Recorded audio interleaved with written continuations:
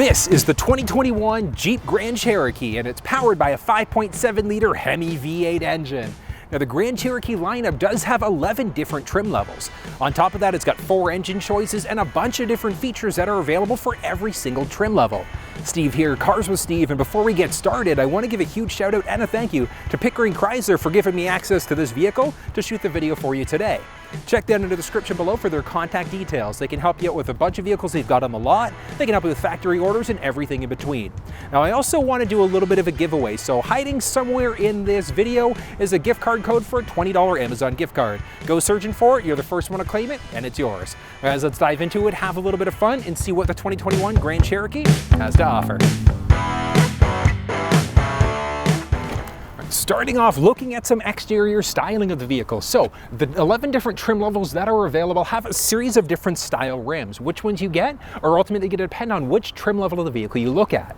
Looking at the actual tire size though, you're looking at either 18 or a 20-inch tire. Now this specific one is a 20-inch tire, and it's the Pirelli Scorpion. So you know it's going to be able to hug the road really, really nicely, and also good for when you need it off-road as well. So lots of flexibility when it comes down to it. Now moving into the front, we've got a series of different headlights that are available as well. Actually, 2 different types of headlights. It's going to be a matter of which trim level of the vehicle you're looking at, because we're going to be looking at traditional halogen lights in the lower trim levels, so the Trailhawk or below, and then when it comes into the higher trim levels, it's going to be an HID, so a bi-xenon headlight instead. So beautiful look when it comes down to it. We've got our fog lamps in the front there as well. Technology-wise inside of the vehicle is going to vary depending on your trim level, but at the very minimum, we're going to have the backup camera. That's a North American standard as of 2018. As you can see there, we also do have the reverse sensing system, so that park sense system. We also got the blind spot system, so it lets us know if anybody's entered the blind spot on either side of the vehicle. Now on top of that, as we start to move forward, now this specific one, the Summit trim level, does have the forward sensing system, so it can help us out with parking assist. We'll get to that one in a minute, and then we've also got our forward-facing camera as well. Right, taking a peek underneath the hood. So the Grand Cherokee has 4 available engine choices depending on which trim level of the vehicle that you're looking at. Now the 3.6-liter Pentastar V6, so the base engine, is going to push out 295 horsepower and 260 pound-feet of torque, while this 5.7-liter Hemi V8 that we're looking at is going to push out 360 horsepower and 390 pound-feet of torque, while the 6.4-liter SRT Hemi V8 is going to push out 475 horsepower and 470 pound-feet of torque. And finally, the 6.2 SRT Hemi V8 that's supercharged is going to push out 707 horsepower and 645 pound-feet of torque. So plenty of power and a number of options when it comes down to it. Now we also do have easy access to a few things, so we can easily top up some fluids if we need to. We can easily check our oil, and then if we ever need to give anybody a boost, we've got easy access to do that as well. When it comes to filling up fuel inside of the vehicle, so very straightforward. It is a lockable system there. So just on the inside, we do have a little button that we're going to press in order to be able to pop that cap open. And as you can see, nice and simple. It is a capless system, so just insert your fuel hose, fill up, and you're good to go. Now, when it comes down to the actual fuel quality, the octane that you use is going to depend on the type of vehicle that you've got, because that base engine, that Pentastar engine, you can use just regular 87 octane. When it comes down to the 5.7 Hemi, or the 6.4 or the 6.2, you're definitely going to want to use a higher premium fuel instead. So minimum 89 octane, ideally a 91. Now, the horsepower and torque specs that we were looking at in the vehicle are using a premium fuel. Do you need to use a 91, 93, etc.? No, but you'll absolutely notice an increase in performance when you do that. And you'll also get slightly better fuel economy as well. When we move to the back of the vehicle, so as you can see there, we've got our Jeep logo along the top, nice look to it. We've got our 4x4 badge, and then we've got our trim level badge just along the far side there. This is the Summit edition of the vehicle, so it's got a really sharp look to it. As we start to move down, we've got a dual tip exhaust system. And now towing, this specific one does not have the tow package, but if we were to look at the tow package from the factory, we've got a lot of flexibility when it comes into what we can tow. Inside of the 3.6-liter Pentastar, the base engine, you can tow up to 6,200 pounds. The other engine options, the 5.7, 6.2, etc., you're going to be able to pull up to 7,200 pounds instead, which is incredible for a vehicle this size. So you do have the option of pulling things like small trailers, boats, things like that, using this vehicle. Taking a peek at the key fob of the vehicle, so beautiful look when it comes down to it, nice and simple, nice and small as well. If we take a peek along our back there, we've got our emergency access key, gain access to the vehicle if we ever get locked out for whatever reason, we want to lock our glove compartment, things like that. Along the very front, we've got our unlock button, our lock button, our trunk release, a remote start, as well as our horn or our panic alarm button. Now, in order to be able to remote start the vehicle, very straightforward, we're just going to press the lock button once and then this circle button twice.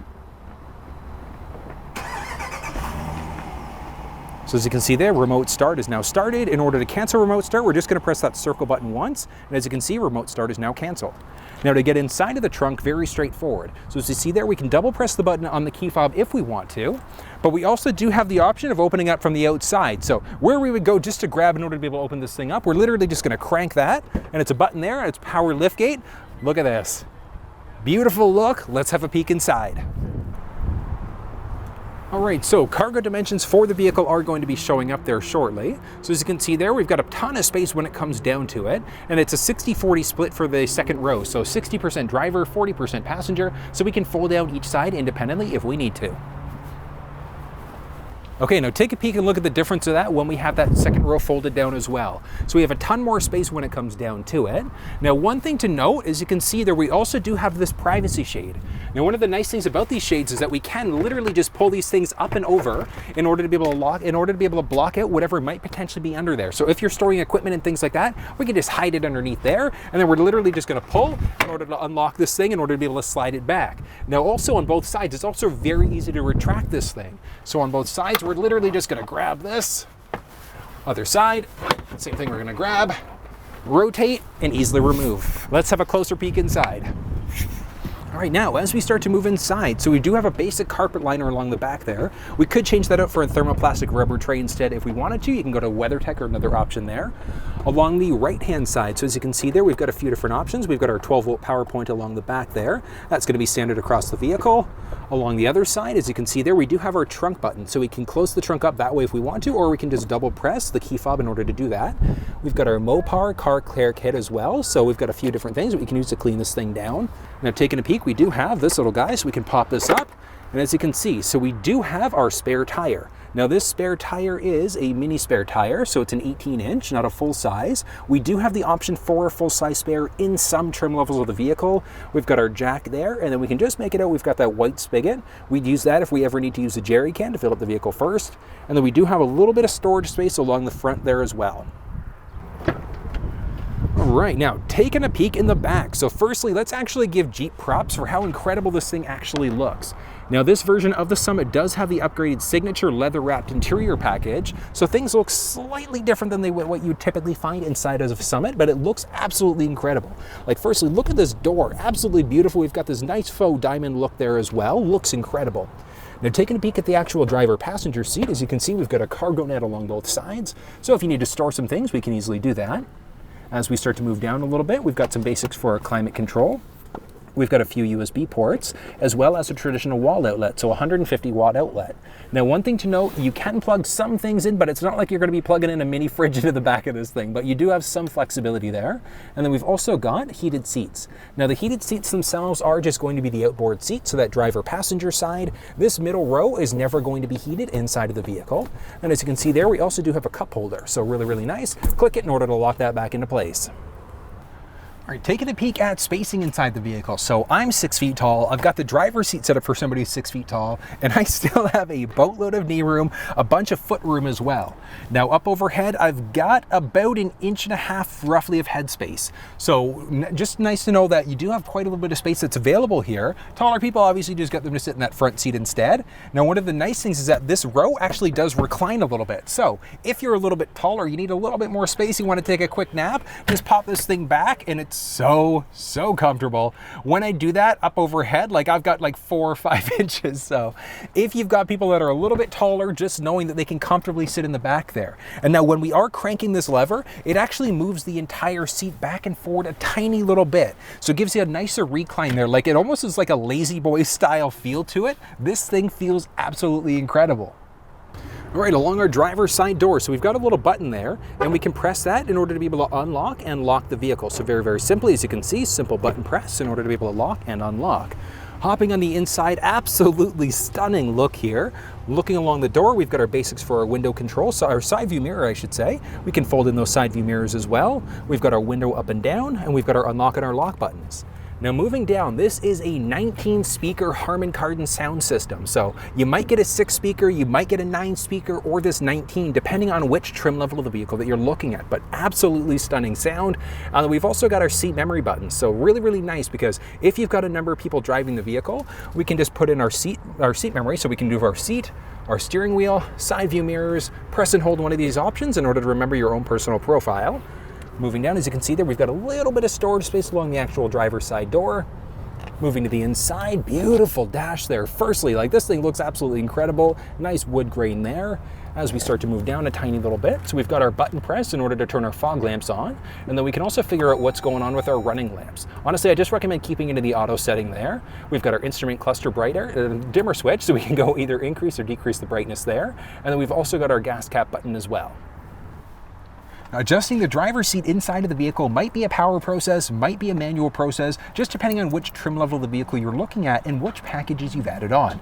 This is the Summit, and it's also got the Plus package, which means we are almost fully loaded inside of this Grand Cherokee, which means we've got power adjustable seats.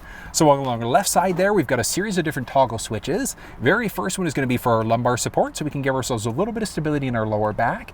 And one of the nice things is that we can also move that lumbar support up and down a little bit, which is really, really nice. Next one over is going to bring the seat forwards, backwards, up and down.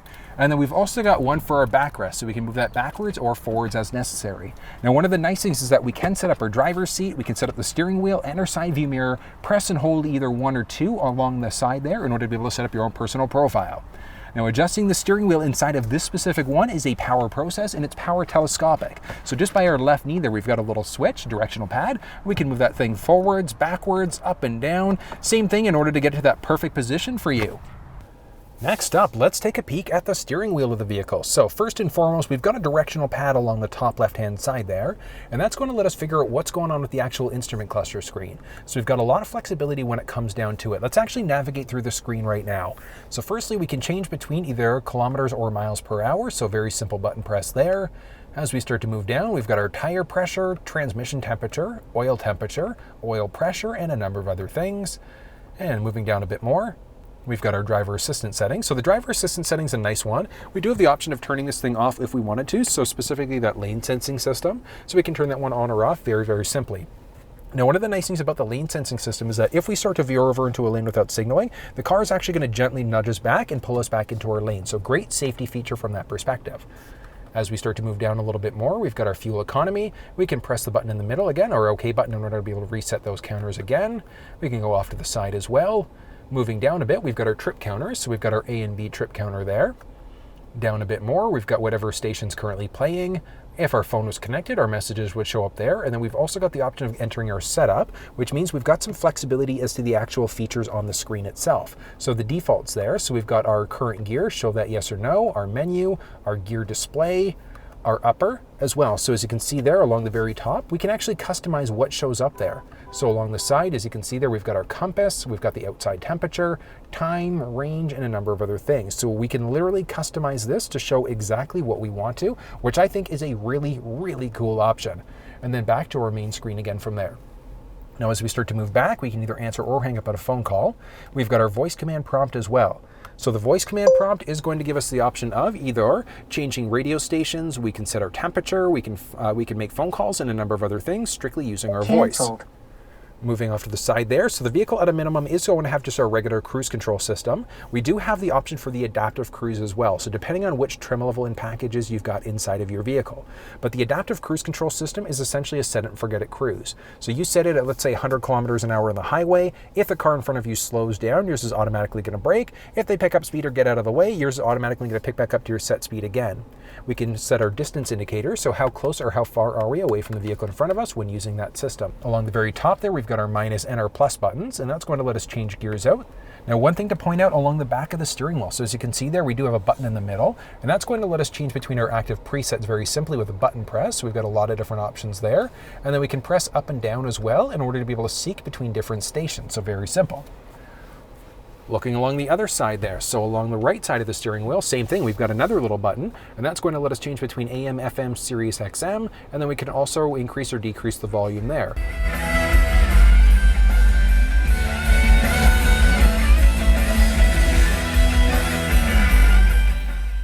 Literally shaking the car, and it's this beautiful Harman Kardon sound system. This thing sounds absolutely incredible. I absolutely love it.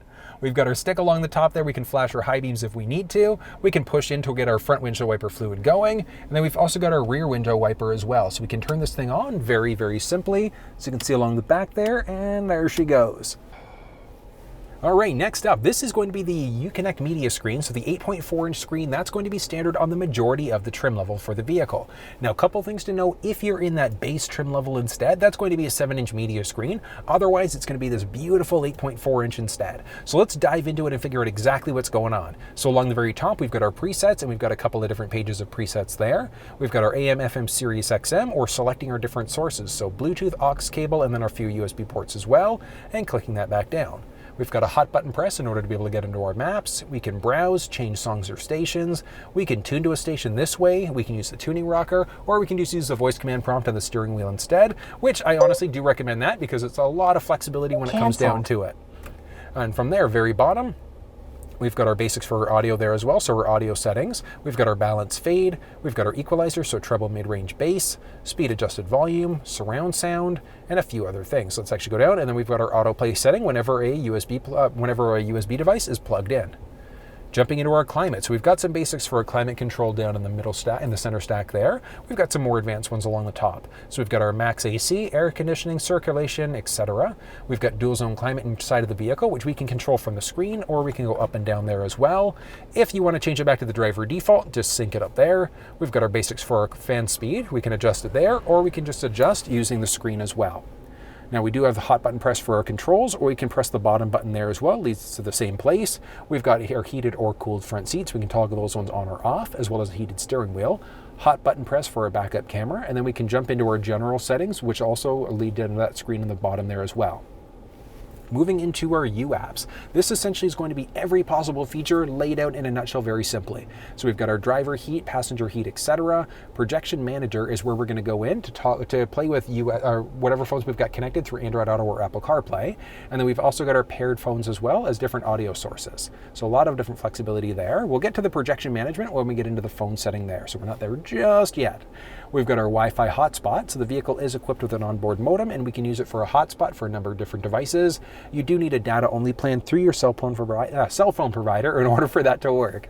We've got our SOS mode, our assistant, our ghost services, notification. Offroad Pages is a pretty neat one. Okay, so as this loads up, it'll take another second or so there. And boom, here we go. So as you can see along the very top, we've got our vehicle dynamics, so we can figure out exactly what's going on with our steering angle, transfer case, differential. We've got our suspension as well to figure out exactly what's happening, how high or low is the vehicle sitting. So literally we'll lower or raise the vehicle up, which I think is so freaking cool. So really useful if you're going to be going off-roading, rock climbing, things like that. We've got our pitch and roll to figure out exactly what's going on with the vehicle there. We've got our accessory gauges. Like, yeah, we could look at the instrument cluster screen, or we could just pull up this beautiful 8.4-inch screen instead. Auto mode there. We've also got what our GPS coordinates are and our current altitude. And we've got our select terrain as well, so we can figure out what's going on with the actual terrain inside of the vehicle.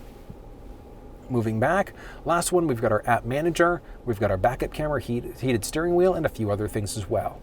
Moving along the very bottom, we do have factory navigation inside of this vehicle. So we can very simply search for an address if we wanted to. Just start randomly typing in an address. And let's go ABC. I'm literally just searching for the road that we're on right now and just typing in an address. Kingston. Ooh, backup helps if I spell properly. There we go. And okay. There we go. 570 Kingston Road. We can route to very simply. We can save it as a preference as well if we want to. So we just go route to, and it lets us know exactly what's going on, our route time, alternatives, and things like that. Please proceed to the highlighted route. Okay, here we go.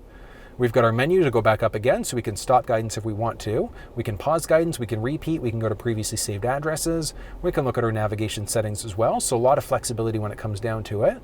If we go stop guidance, come on now, stop guidance, wrong part of the button. Stop guidance along the top there. We're just going to press the yes button there, and that's going to cancel out the map that we currently were going for. We go into our navigation settings, into our map setup. We've got different map views, our map appearance, different displays, so our city, street, etc. Auto zoom, so as we start to get into an upcoming turn, it's going to zoom in or out, yes or no. point of interest icons, do we want those showing? Yes or no? 3D models also. Do we want park areas showing, railroads, and a number of other things? Moving back, we've got our speed limit. So do we want a speed limit announcement warning? Yes or no? Honestly, I'd probably recommend against that, but we do also have the speed limit showing as well. Moving back, we've got our guidance. So the guidance one is actually interesting. So are we going to play the voice? Is it going to navigate for the volume? So with our navigation volume, how high or low do we want that? Turn by turn showing up in that instrument cluster as well, yes or no? So I love that fact that we've got that flexibility. It'll show up in that cluster screen so we don't need to glance over. Lane recommendation, yes or no? Signpost, route options. Do we want freeways and toll roads to be allowed? Yes or no? Ferries, toll roads, etc. So we've got a lot of flexibility. And one of the nice things is that if we had a current map that was going and we set that up, it would automatically reroute us based off of our route options and our preferences. We can figure out how close or what our progress is on the route itself, and then different services. Next up, moving into our phone. We can easily pair phones on the vehicle, and we can pair both Android and Apple devices, and it is a very simple process. So literally all we're going to do on our phone, we're just going to make sure that Bluetooth is turned on, and we're going to pair a phone. Okay, and we're literally just waiting for the Grand Cherokee to show up. Okay, we've got uConnect, so there we go, we're going to connect. And as you can see, we've got a PIN number. We just want to make sure they add up. So yes, pair, and yes, and we're going to wait a second there. Okay, allow contacts and favorites to sync. Yes, I'm going to allow that. Pairing successful, and it supports phone and audio. Yes. Now, one of the nice things is that we can also use Siri Assistant by pressing the voice button on the steering wheel if we have our iPhone connected, which is great. We've got favorites, recent contacts, we've got the keypad, messages, and a number of other things. So lots of flexibility when it comes down to it. We look at pairing, phone pops up in cluster, yes or no. We can enter a do not disturb mode, and then we can jump into our projection manager as well. Projection manager, we're currently paired up with this phone. So really, really great. We can jump into our settings in order to disconnect, or we can delete the phone if we wanted to. If we had multiple phones connected, we could make it a favorite. Now, Projection Manager is where we're going to go in order to be able to set up Android Auto and Apple CarPlay.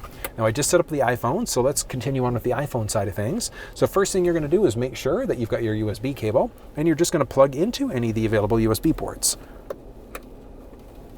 Plug in, step one. Step number two, you're going to take the opposite end of the cable, and you got it. Just going to plug yourself in, and I'm going to wait a second there. Should take a second. It launched right in there. I love how quick this thing actually works. On the phone, it's asking me, do I want to allow CarPlay with uConnect while the phone is locked? Yes, we absolutely want to make sure we do that. But I am now connected. So yes, the vehicle does have factory navigation, but if you prefer to use Apple Maps, Google Maps, or Waze, we can use any of these map applications directly through this middle screen, which I love that fact that we've got the capability to do it. Now, we've got a lot of flexibility there. We've got my messages, podcasts, audiobooks as well. Now, one of the really nice things about the iPhone side of things is that if we jump into our general settings on the phone, so we go General, CarPlay, we go uConnect, and we can customize, we can literally customize the tray itself. So I want to show you something. Let's say if you have a tendency to listen to your podcast, you drag and drop it to the top, podcast moves to the top. You want your audiobooks up there as well? Boom! Audiobooks are there also. We can delete some things out because if you never listen to podcasts, it deletes it, brings it to the bottom. If you've removed too many things, played around with it too much, you just reset to our factory default instead. And 1, 2, 3, hopping inside, that brings us right back to our default layout screen as well. Okay, now when we go into our settings, so this is an interesting part because we're in our settings. When we jump back, it brings us back into CarPlay. So if you ever want to get out and be able to navigate through your settings, we're just going to press the uConnect button there, and that's going to temporarily disable CarPlay. Well, and let us play around with these different buttons. So we go into our settings there, and we've got a lot of different options there. But one thing that I actually want to show you is we go to phone Bluetooth for a second. We've got our projection manager, and we've got my phone that's connected there. So we can disconnect it, we can hop inside, we can disable it as well. So enable, disable, etc. So if we disable CarPlay in a second will be disabled. We can bring it back to life again. Now, one thing to note, if we want to fully disable CarPlay on the vehicle, all we're going to do, so we disconnect for a second, we can forget the device if we want to, and as you can see, the device is fully disconnected on the Apple CarPlay side of things, but we jump in and the phone is still paired up. So we can connect to my phone as well, but what I want to do is let's disable projection for a second, because what that means is we can be fully connected to charge up without having to worry about Apple CarPlay coming up, because if you don't want to use CarPlay and you just want to rely on your phone instead, just for phone calls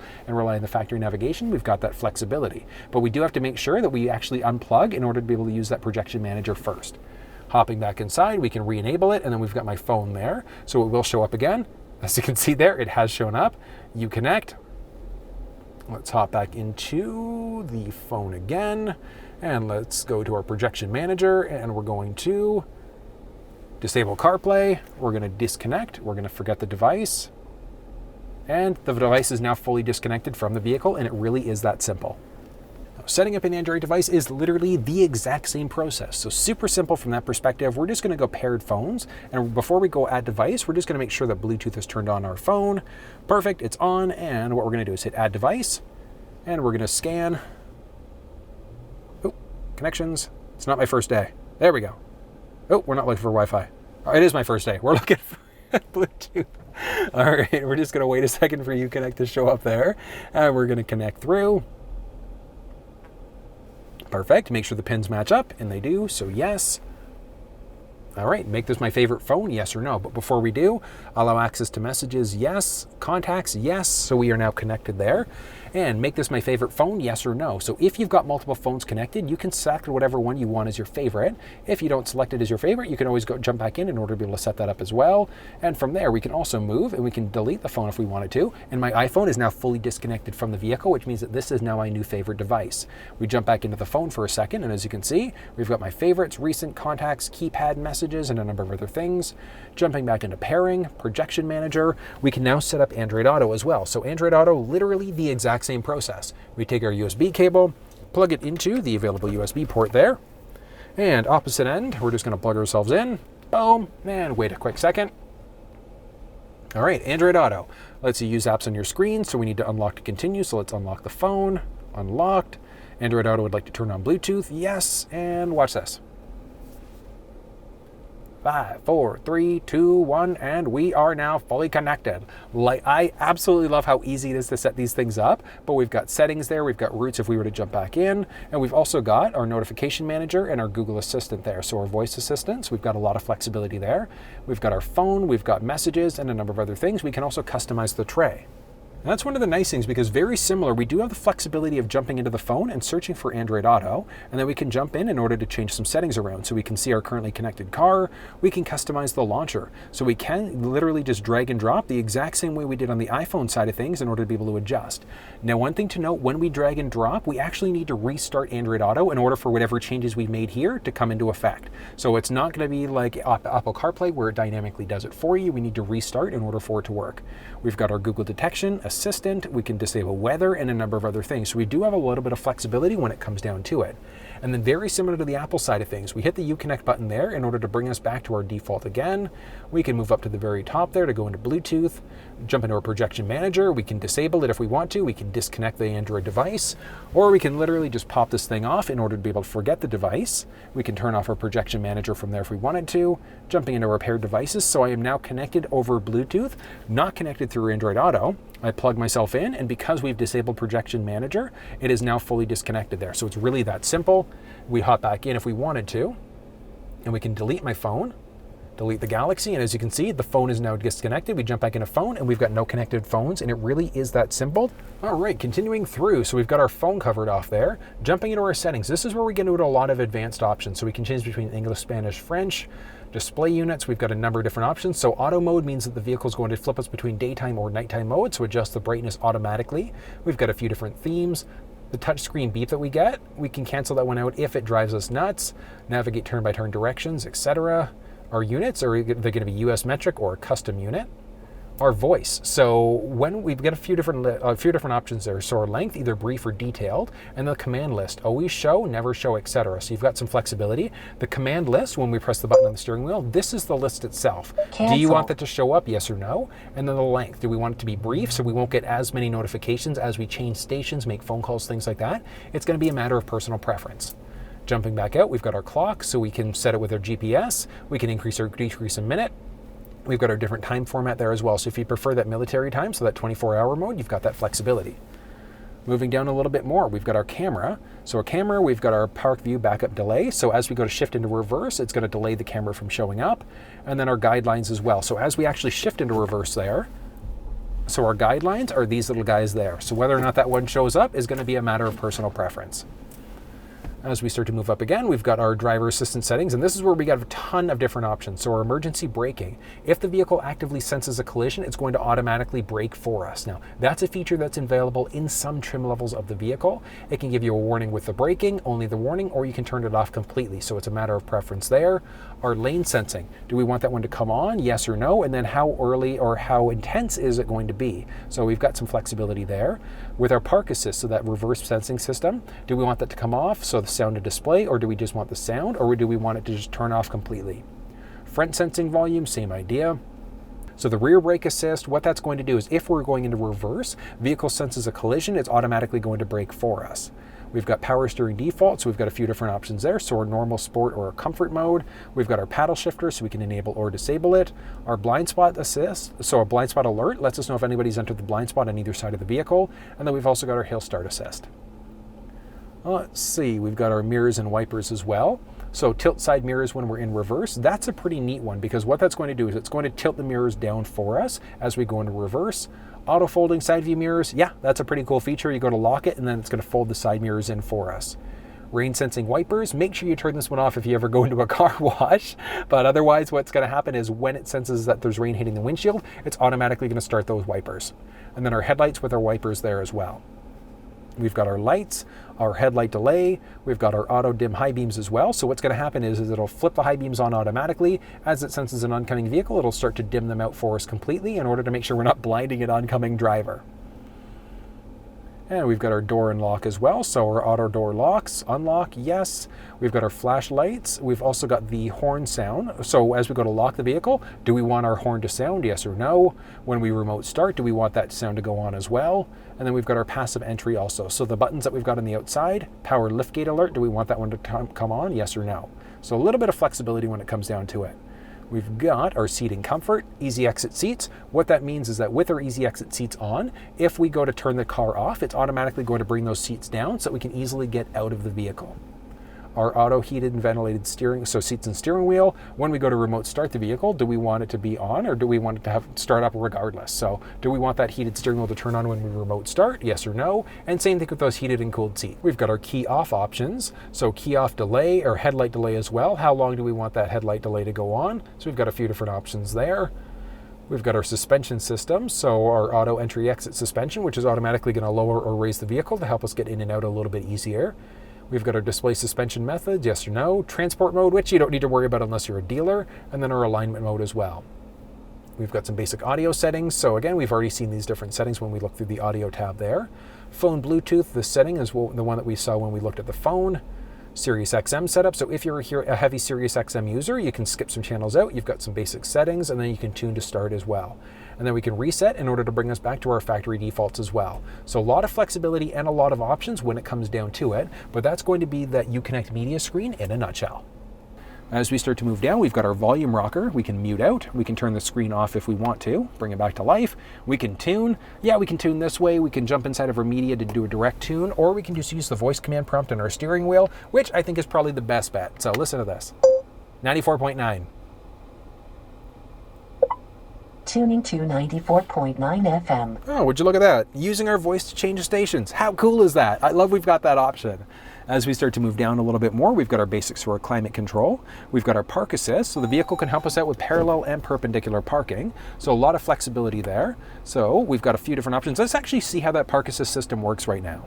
So using Park Assist is a very straightforward process. What we need to do is firstly make sure that we're in drive.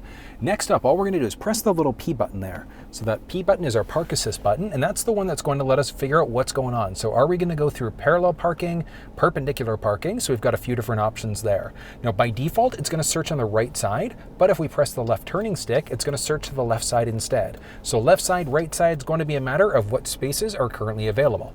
So we're going to do perpendicular parking here. So we're going to look on the right side, and we're literally just going to follow the directions on the screen. So it's searching, so we're just going to drive forward.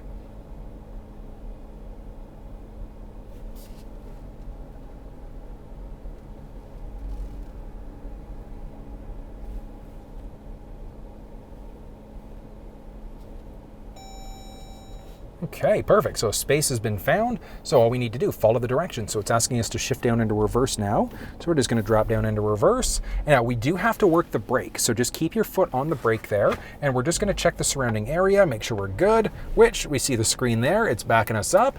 And we're literally just going to let the vehicle do its thing. So we're hovering on the brake. So same thing, it's telling us to move backwards. It's getting us fairly close. Okay, so we've got a beep there, so we're just going to go drive forward there. And same thing, vehicle's going to pull us forward a little bit. Okay, stopping us. And check area, it wants us to shift back into reverse again.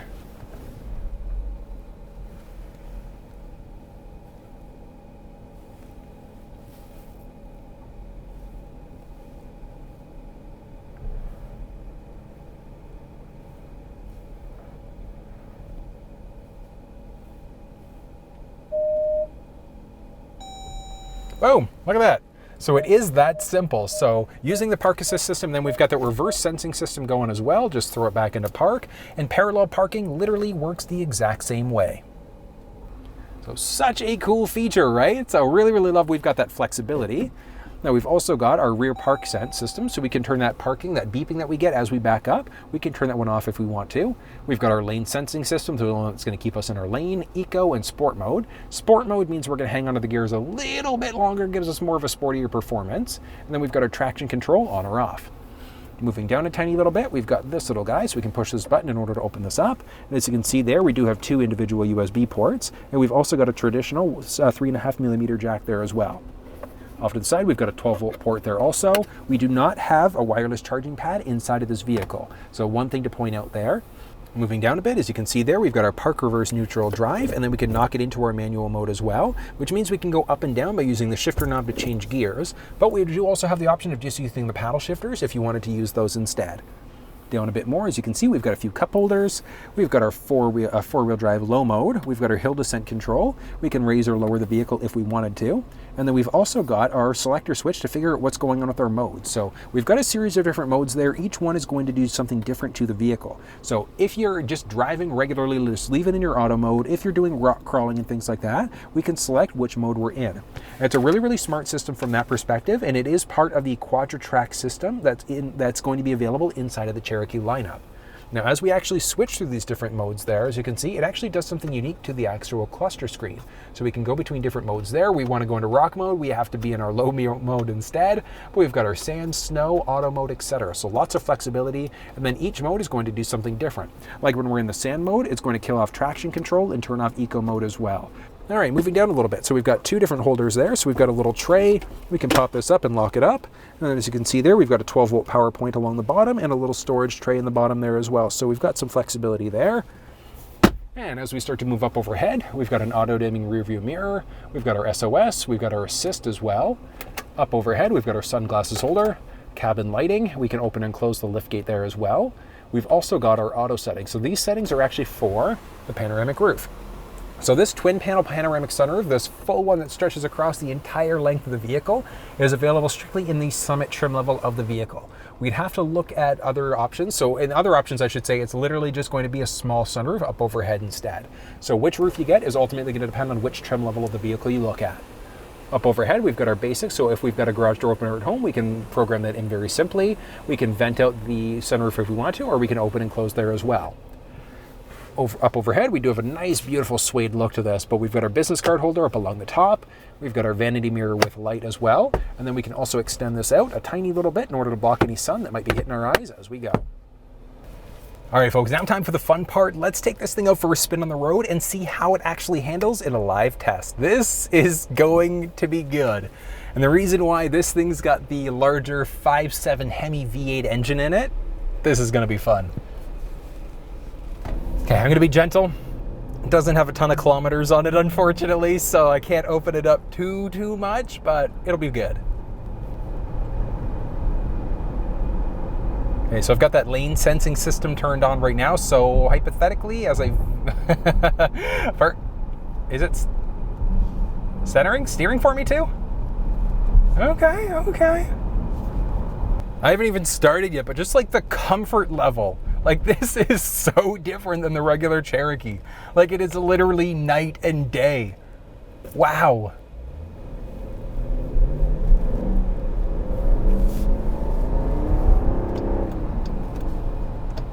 Nice. Oh, this is gonna be good. Wow, even the grip, like the grip on the steering wheel alone, like this just feels comfortable. Damn. All right, so overall first impressions, like this thing is really nice. Now, this is the Summit trim level of the vehicle. So the Grand Cherokee, I should say, has 11 total trim levels. So like, it's kind of wild. Like there's literally something for everybody at varying price points. But the Summit has some different features that other things aren't gonna be able to have in it. Listen to that, baby, go. Oh, that's amazing. Amazing. That's really cool. Okay, and it's got cruise control there. Oh, so that okay, that's really cool. I was looking down for like a brief second just so that I could make sure that cruise control is turned on because I want to try the adaptive right now. And, oh, that's cool. The car in front of me, sorry, I was sort of veering over a tiny little bit and that lane centering system like automatically nudged me.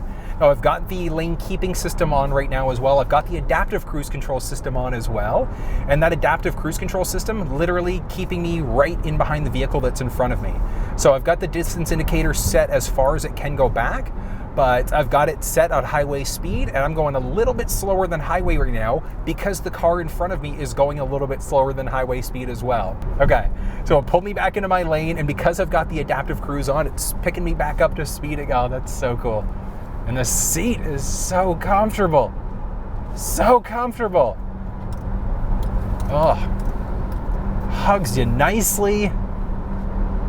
Okay, I should pick right back up to speed again because the car in front of me just, yeah, there we go. Automatically, here it is. That's nice. That is really nice. I wasn't sure what to expect getting behind the wheel of the Grand Cherokee, but my expectations, I had an idea because I was inside of the regular Cherokee and don't get me wrong, that is a nice ride. The Grand Cherokee, that takes it to the next, completely next level. Wow. And I didn't even try the paddles on the car because it's an 8-speed automatic transmission, but you've got paddle shifters. So I didn't even try the paddles out. You know what that means? I'm gonna have to circle back and I am going right back on the highway again to give those paddle shifters a go. Okay, this is nice. All of the different features, it's just laid out so nicely, and being inside some other vehicles, some other Jeeps, the media screen, the uConnect screen looks good. It looks like they've done an upgrade to it. It just looks so much cleaner on this vehicle.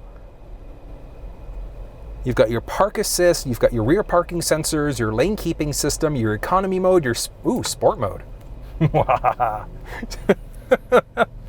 I've got sport mode on right now. I'm gonna shift it into, no, I'm gonna keep it in regular drive mode because I could shift over into manual to use the actual shifter knob to change gears, but I'm actually just gonna rely on the paddle shifters. But we should hear, I don't know audibly if you're gonna be able to notice this, but with the sport mode on, it'll hold the gears a little bit longer as well. So the engine's gonna rev up a little bit higher, just giving us that slightly added performance. You can hear it immediately. You can hear it. You can hear that sport mode, which again, it's revving higher, which is why that's the case, but it sounds really, really nice.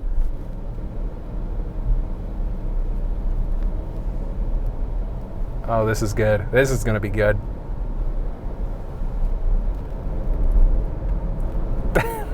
Okay, here we go. Oh, that's sport mode. That's amazing. Oh, that's great. All right, this is gonna be perfect. Another adaptive cruise control test. Setting it at 100. That's amazing. The car in front of me is going so slow that this thing isn't even moving yet. It's okay. That's all right. Oh, that's nice. Nice, comfortable drive. I I'm hovering around 2,000 RPM, so I'm going to drop it down a gear, see how fast I can pick back up to speed again.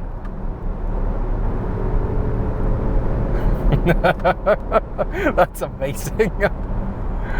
This is the nature of paddle shifting, and it feels so nice. And like, one of the cool things about Jeeps is that in behind the actual steering wheel itself, you've got a series of different buttons, and those buttons are going to help you. You can like increase, decrease the volume. You can press to change station, songs, things like that as well. So I feel like it's a really intuitive and user-friendly from that perspective. So a lot of, like, I've been in a number of other cars where it's just on the steering wheel, but don't get me wrong, like, it's great, but with it being in the back, no, my fingers, like, I don't have overly long fingers. Like, I'm not about to be a pianist. I could technically, but my fingers, like, they fit back there perfectly. Perfectly. This is good though. Okay, a little bit more of a drop down a gear. There it is. There it is. Immediately. Like, drop down a gear in the car, the RPM shoot up, and you just go. So good. And this is the 5.7 Hemi, like the 6.4 or the 6.2 supercharged. Oh, and the Trackhawk. Oh, haven't been inside of that thing yet, in either of them actually, the SRT or the Trackhawk, but hopefully soon. This is nice though. This is really nice. The performance out of these things is mind-boggling. And you've got that shifting knob. So cool.